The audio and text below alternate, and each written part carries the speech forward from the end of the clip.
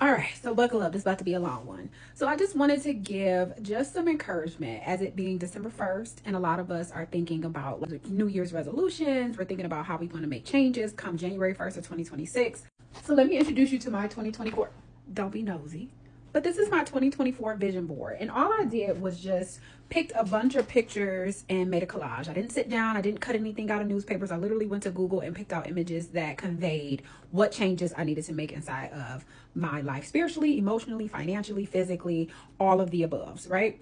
So I made this collage. I made copies of the collage. I put it at my desk when I was working from home. I put it in my bedroom. I put it in my car. I put this collage everywhere so that I can see it and so I can focus on it and just see the vision, right? So that's part one of how I set up my 2024 goal. What I also did was I wrote a very, very detailed prayer list. Things that I wanted to change within myself that aligned with said resolutions, right? So I knew I wanted to walk this walk with Christ. I couldn't do it alone. All these years I have been making these resolutions, not keeping them, doing maybe a week's worth of prayer and then hoping that God would be this genie and just change everything for me. And no, that never happened. So I knew going into 2024 that I had to come with a new direction, and I knew that my direction would be led by Christ. So back to the prayer. I printed it out. So just like I had the vision board everywhere with me, I had my prayer everywhere with me. So I put it in my purse. I put it in my car. I put it by my nightstand. I put it in my office. I put it everywhere that I think when I needed to tap into God, that prayer was there. So at the very tippy top of my resolutions, it was literally how I wanted to change spiritually, what I wanted my relationship with Christ to be like, how I wanted to be conveyed to others. So being a light, how I wanted to be perceived in my motherhood journey, in my sisterhood journey, how I am as a daughter, how I am as an employee, how I am as a boss. Everything I combed through, this prayer took about 3 pages. 3 pages worth of prayer of how I wanted to come to God in order, not in chaos, so that I knew that I would start my day off with this prayer.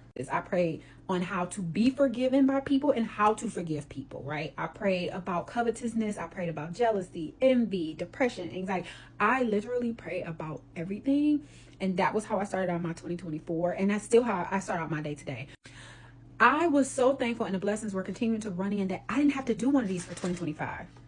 I'm still receiving blessings from this vision board that I did in 2024. Because what I also incorporated within that vision board was walking with him, reading my word every single day, diving into it. Not just reading it like, oh, this is a wonderful story. Like, what was the purpose? What is the historical perspective? Why are the prophets talking like this? What are they prophesying? Why are they talking to the Israelites like this?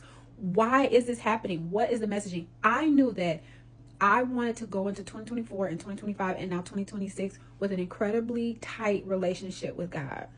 So every morning I would start and just go through the prayer. I would be in the shower. It would take about an hour. So I would be doing things while I'm praying, just combing through this prayer. At one point I had gotten from just reading it verbatim to pretty much memorizing it, because it was how I started my day. And of course, the very top of the prayer was just thanking God for everything that he had done, was currently doing, and would do in the future.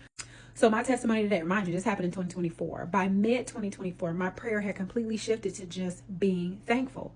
My prayer has shifted to me thanking him for the things that I had put on here that were coming to fruition. So again, just to wrap this video up, I wanted to just give a brief example of when it came to me praying to God about motherhood. So the things that I put inside of that prayer was that I wanted to continue to be a good leader for him, a good provider. I wanted to be a safe space for him. I wanted him to grow in his own emotional intelligence, and that he will be a leader within himself, and that he will make good decisions, and that I will be, a light to him, and that he will see the change in me, and then, want to follow Christ as well. So again, this was very, very detailed, and that was just one aspect. And that one aspect was just motherhood.